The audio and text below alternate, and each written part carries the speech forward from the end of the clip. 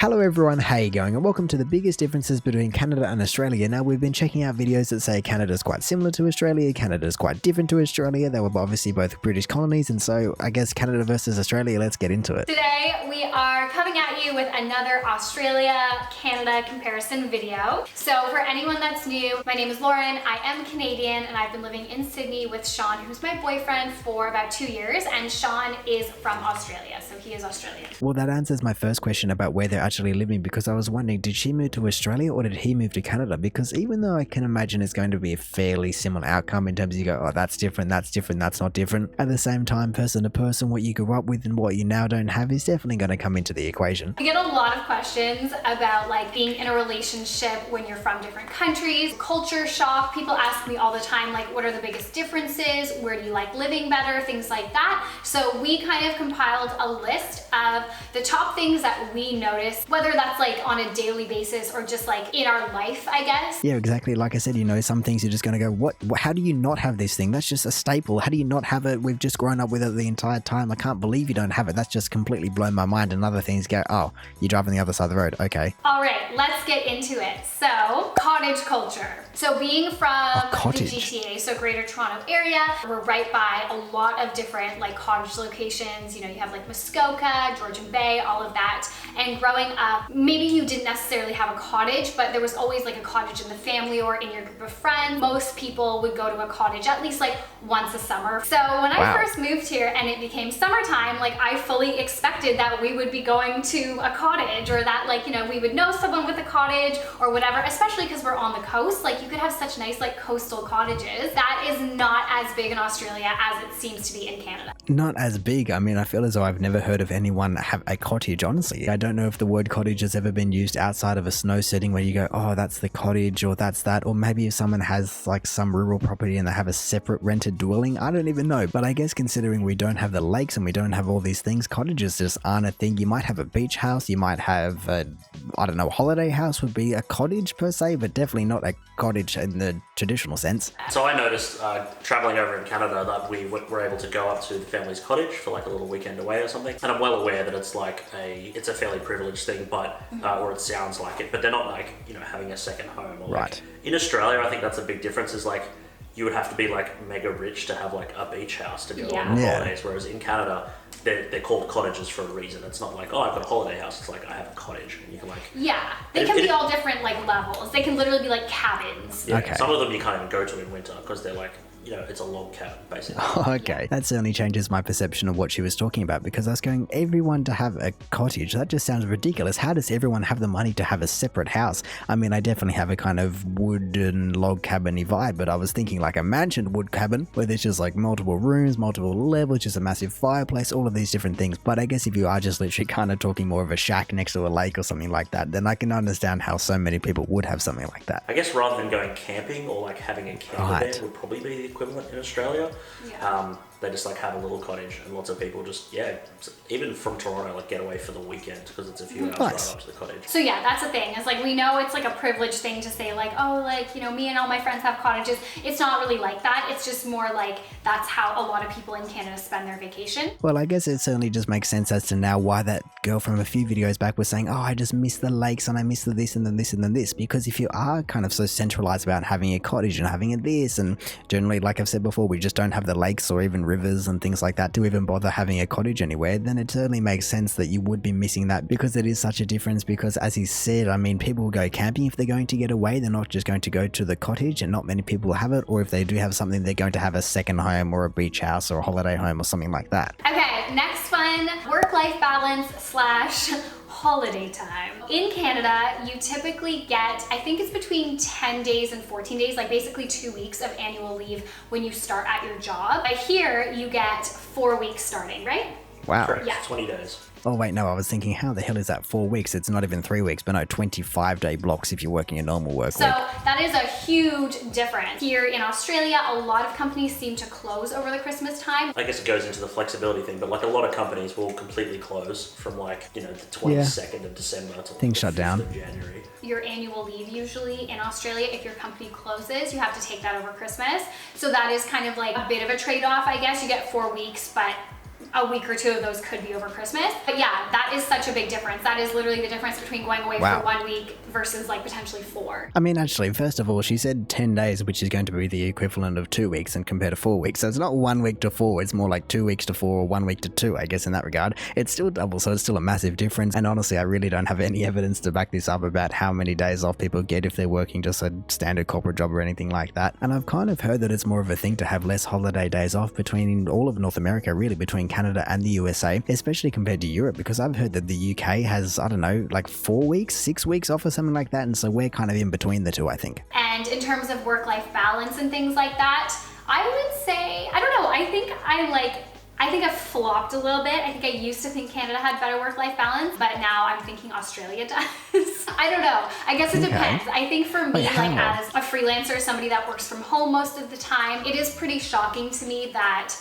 there's not a lot of like cafes and stuff like that in Sydney, at least, that accommodate to that. Like if you went to a cafe during the week in Toronto, for example, and it was like a Wednesday, the whole cafe would be filled with people working on their laptop because they would be like freelancers or working from home. So that is one of the differences, is that cafe culture with like, in terms of a work environment is not as big here. She's completely segued away from work-life balance. That is just not work-life balance. I would disagree to the cows come home. Cafes should not be used as a place to just do your work. I mean, if you've got nowhere else and you want to go outside and just sit in a park or something, then go for it. But I just don't feel like you should just be sitting in a cafe all day, just taking up a spot, just, I don't know, doing your work. And as I've said before, it's just a simple cultural difference between Canada and Australia. Cafes in Australia are just to go and either get a coffee or to just hang out with friends or anything like that. It's not to be doing work there, just purely kind of fun things, if you want to call that. I don't even know what the word would be. I mean, you might see the odd person that, even if they're at uni or something, just doing a bit of emailing or a bit of reading at the cafe, but they're not really going to be there all day because they're a freelancer. If you're a freelancer, you're going to be at home, I would imagine. In Australia, we just don't really have like cafes where you can just sit there and have Wi-Fi and like get a coffee and be there for hours and whatever. Like, we would generally either be in the office working or work from home. And for anyone in the comments that'll come at me, here you go. As of Q2 of 2018, a survey of 20,900 people around the world. Top 5 reasons are work-life balance, location of the office, respect that they get shown, stability of their job, and then compensation is 5th. So in Australia at the moment, what you get paid is actually the 5th highest reason you would want to work somewhere. When you actually get down into the nitty gritty, it's like compensation is number 1 for the USA, and then it's number 5 for Australia. And so Australia, I mean, I guess maybe because wages are generally higher. And so really for work-life balance to be number 1 in Australia and then compensation to be number 1 in the USA, it kind of sums up the entire thing. I mean, of course, this video isn't about the USA, but I'm sure Canada, if he's going to say, it might be similar or closer to the USA than Australia. It's quite different, I think, because Australia has we don't need retirement benefits and things like that, and health benefits. Like, we have systems for those. Yeah, obviously, the US and Canada are different. You just didn't have data on Canada, but I would say Canada's more similar to the US in that sense. I don't know about compensation, if that would be number 1, because I was in recruitment and HR back in Canada too. Like, that was always one of the top questions. Health benefits, because we do have universal healthcare in Canada, obviously, but people have like packages. Whereas here, when you get a job, you get your salary. That's it. Yeah. That's it.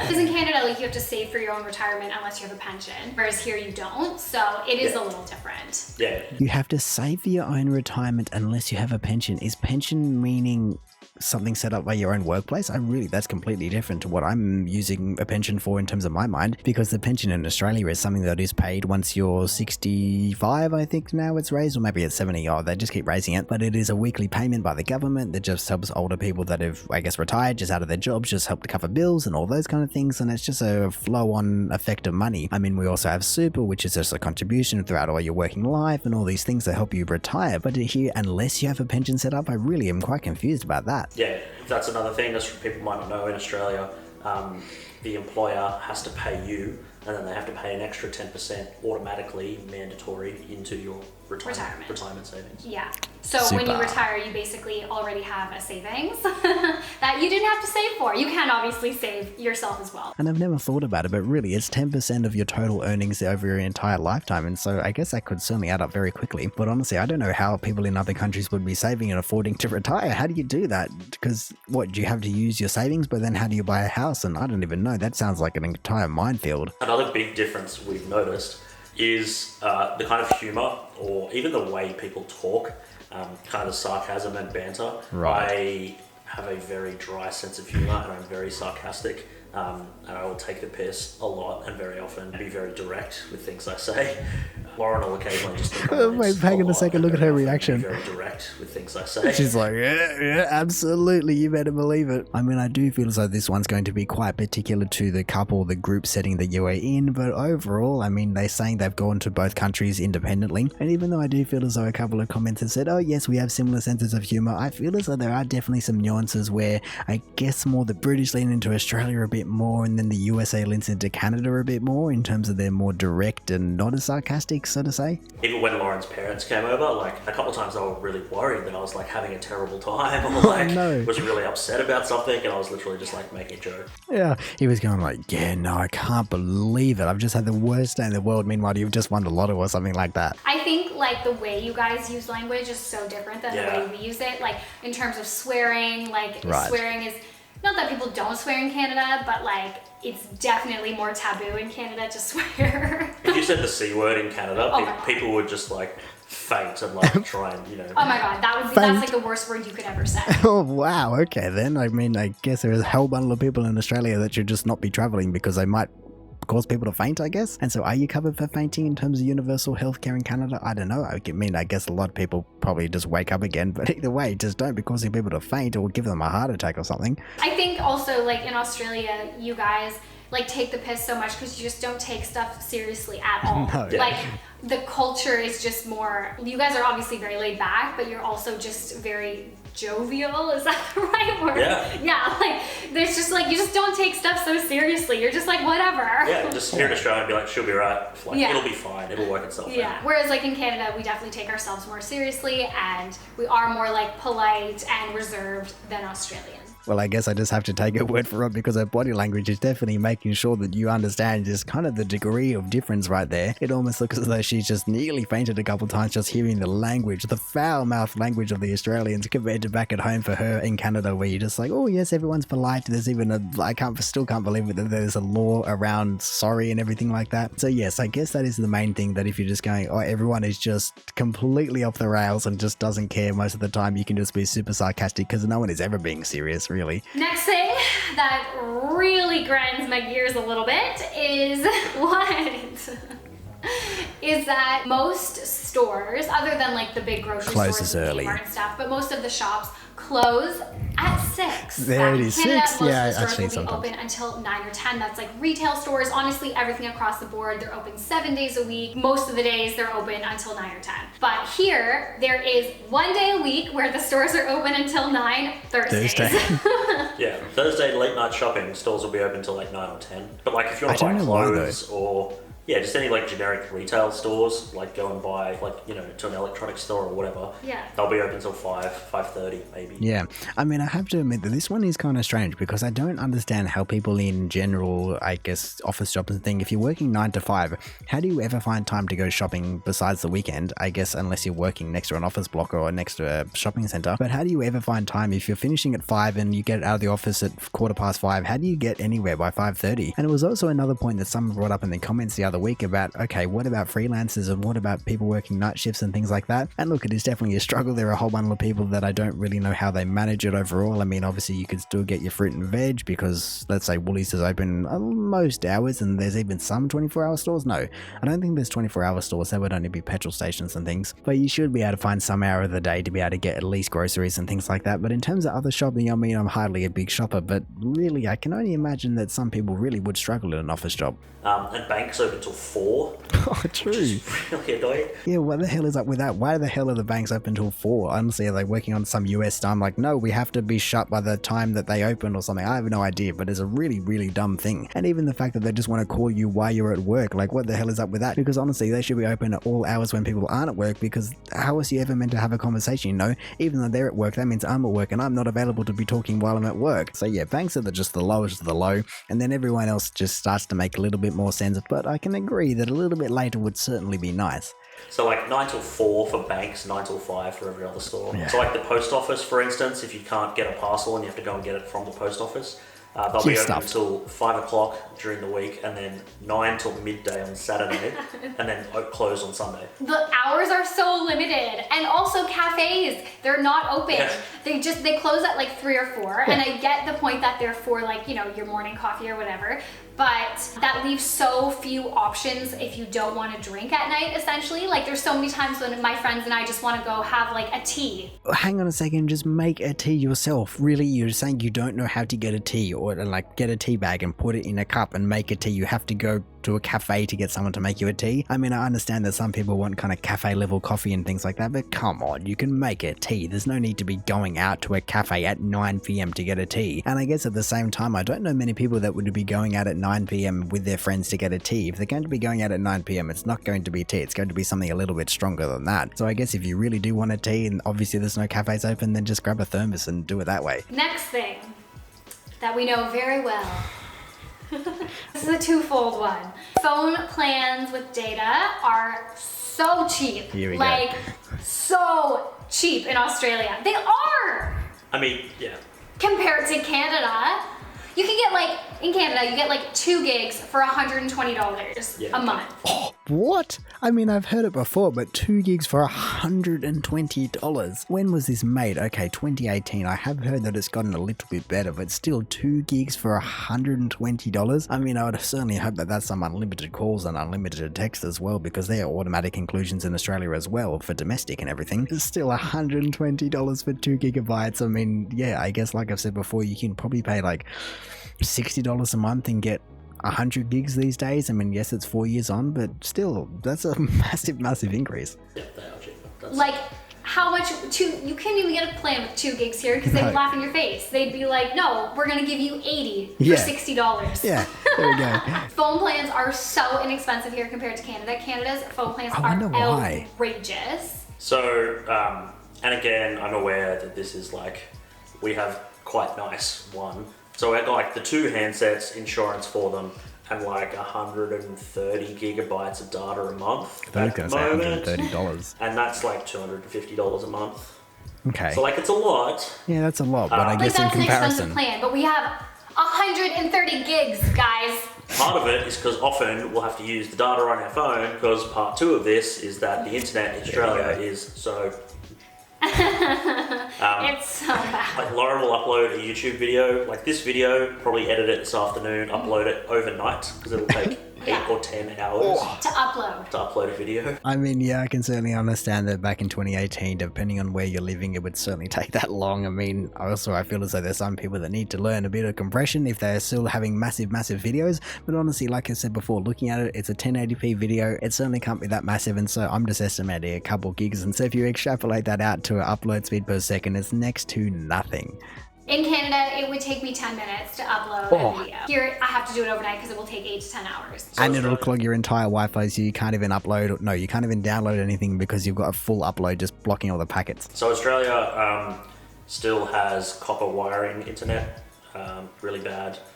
For anyone that's wondering if this means anything, we get 8 down, 0.8 up. Oh, there we go. So I guess that certainly answers the question. 0.8. I mean, I was on 0.01 before the NBN, and it's certainly just gotten a lot better with the entire kind of rollout of fiber to, let's say, the majority of places have gotten a better internet connection. I mean, the majority of places didn't get fiber to the house. They got fiber to the curb, which is literally like the last, let's say, up to 50 meters is kind of copper, but really the kind of connection speed and reliability and everything, like before, when it would rain, the copper would get soaked and kind of short out, and so the internet would be down half the time when it rained, let alone the fact that it was just owned by a monopoly company that put it in the first place, and so they had no reason to upgrade. And so now at least the entire thing has gotten a lot better. It certainly doesn't take me 8 hours to upload. It takes me, I don't know, half an hour instead. And we live in a brand new apartment in the middle of Sydney. It's gradually getting replaced by fibre optic, but the building next door has fibre optic and we don't, for instance. It's taking like 10 years for it to get rolled out across Australia. And if anybody wants to know, like if you guys are moving here and you want to make sure you have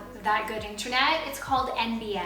And you can look at a map, right? Yeah, you just Google like NBN availability map and type in the address of the place you're looking at. And then it'll come up. The address that you're living at, whether or not you have quite good brand new internet or like the same internet that Australia's had since the internet existed. Since the internet existed, I love the way, because it is honestly true. The fact that the copper cabling was literally rusting away and just had holes in it, it kind of sums up the entire thing. I mean, like I said, this video is now 4 years old, and so things have changed, and I'm sure the same thing happened in Canada. But now if you want kind of the top speed residential plan, if you would call it that, it's going to be 100 down, 40 up. I'm fairly sure the majority of people, according to the statistics, get 50 down, 20 up, and that's just what everyone gets. And then from there it goes all the way down to, I think it's 20 and 12, or no, 20 down, 5 up is the lowest plan you can get. And so unless you've got some just prehistoric internet, which I don't think virtually anyone has anymore, or even if you're on a kind of like satellite, because the country's so big and remote that there are some people that just couldn't get the actual just cable plugged into their house, unless you were just one of those people, then you at least just upgraded even higher than these guys, having 8 and 0.8. Next, something that I really notice, and I don't know, I might get some haters for saying this, but I find that Australia, especially in all the major cities, it has a lot more emphasis on like healthy living and fit lifestyle. Okay. Not that like we don't have an emphasis on that in Canada, but I think we're just a little bit farther behind, maybe because it is cold, like, you know, 6 to 8 months of the year. So we're not in bikinis all the time. We're not out in the sunshine. It's not as big of a priority to us. I mean, I guess it certainly makes sense when you're hiding under 6 layers of puffer jackets and wool, and then t-shirts and long sleeves and thermals and all these things when it's just freezing outside. I mean, yes, I now know that it can get very hot, but when it's cold, all right? And even she said that it's cold for 6 to 8 months of the year. And so yes, throughout that entire time, people are just going to be going, nah, I just need my winter warmers on. Here, especially in Sydney. I was going to say, this is definitely like asterisk, you know, eastern suburbs, beaches Sydney, of Sydney. Melbourne, No, because I wasn't even going to say like, oh, everybody goes to like yoga. I was going to say just like, you know, a Sunday afternoon activity would, like a normal activity would be like a coastal walk in a lot of the cities. Yeah. I wasn't going to say like it's only in like the eastern suburbs of Sydney, but I mean Sydney specifically seems to have a lot of it. Like it's definitely like, I think part of it's just Australia has better weather, like on average. Like as you said, in Canada, like 6 months of the year you can be wearing like 2 jackets. But no, it's certainly a good point. The fact that we are so coastal, virtually it's like 98% of the population lives within 50k of the entire coastline. And yes, exactly like I said, if you are living in the eastern suburbs of Sydney, it is so accessible in terms of the coastline, in terms of, let's say, Bondi. Not that any local would really go to Bondi. It's such an outdoorsy culture. That's why so many people move here, like from the UK and from North America and stuff, because you want that outdoor lifestyle. Like even the cafes and the restaurants and stuff, they'll have such healthier options than they do back in Canada. Right. It's just more advanced here, I would say. More advanced. Well, she said that Canada is behind in terms of work-life balance, in terms of phone plans, in terms of diet, and in terms of cafe culture, and all these things that honestly I can understand, where she just seems happy in Australia. As I said at the top of the video, some of these are small, some of these are big. Then, you know, realistically, none of them are huge issues. No. But it's interesting to see the little things you don't expect that you would notice that's quite different. But overall, we're pretty similar. I mean, I would like to know just how long generally does it take to kind of just start to notice little things, you know, when you go to a new country, you notice like, oh wow, you're driving on the other side of the road, you're just hearing different accents and things like that. But generally I would say that you don't really have enough time to kind of really go, okay, this thing's different and this thing's slightly different and this is just not what I'm used to. But hearing just all these different things, all these nuances are just kind of the interesting parts, I think, of culture and just traveling. And so it just makes me want to travel more. I would like to go to Canada. I'd like to go to all the world if I can. I mean, I feel like I might have to brush up, especially if I'm going in winter on my skiing. No, actually not brush up. I might have to learn how to ski or snowboard or ice skate or all three. But really, I just want to check out these cabins and all these different things because they're just all the nuances that make it exciting. And as always, this is just like our experience. We're not saying we're like the authorities on the subject. So if you've had a different experience or if you've like lived in a different part of either country and would love to tell us about it, that'd be really cool. But no, that was a great video that, like I've said a million times before, I just love hearing so many different people's experiences for both countries. Obviously this one was just great because I got Canada and Australia in there, so I can kind of relate to one and just learn about the other. And I'm sure there are people down below that will go, oh, this is different to my experience because I've lived in both countries and I found this, and that's just great as well. Like I said, I just love hearing everyone's just personal opinions and personal experiences because that just makes the world go round. But I've said it before and I'll say it again, and honestly I'll just keep saying it. Canada, Australia, no matter which country you're in, pretty similar, nice little nuances difference, but honestly if you live in either you're doing pretty well. But anyway, in saying that, I reckon I'm going to call it there. So thank you for watching this video. If you did enjoy it, feel free to do the YouTube algorithmic things down below. Also, if this is the first video of mine that you're watching, then maybe you want to check out just any other ones I've done. I've done strictly Canadian videos, I've done international videos, and even Australian videos, and also make sure to check out the original video in the description down below. Or hey, maybe even just want to consider subscribing so that you don't miss another one of these in the future. But all in all, have a good one and see ya.